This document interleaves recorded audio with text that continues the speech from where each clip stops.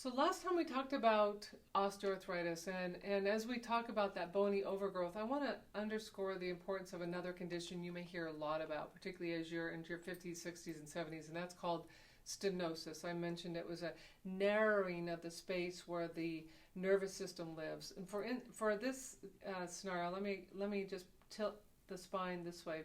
By the way, if you're offended by my black finger, this was me attempting to have one of my boys not take a second bite out of one of my other boys, which are furry boys, not not children. But there's no pain here, so don't worry, I'm okay. So in any event, I have this yellow cord here. It represents the spinal cord, and if you look from the top down, the spinal cord has a nice space to live, and then the spinal cord causes or allows the nerves to exit between each vertebra. Now you have spinal nerves. If the bony overgrowth is offending this canal, we call this an intervertebral foramen, it's a bony oval, stenosis, and that can be a problem creating nerve pressure. However, you can also get calcific deposits on the inside of your spinal canal.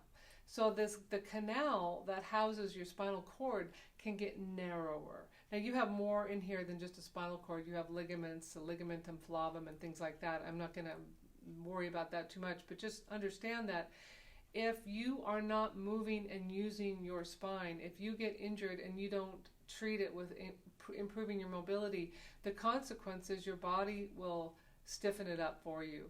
And when you start to deposit enough calcium on the inside, the pressure for the spinal cord or the nerves becomes more than the body can handle. And so oftentimes you may sadly need to go in and have that opened up surgically. And the frustration for some people is that if they go to take some of that bone away, they become unstable.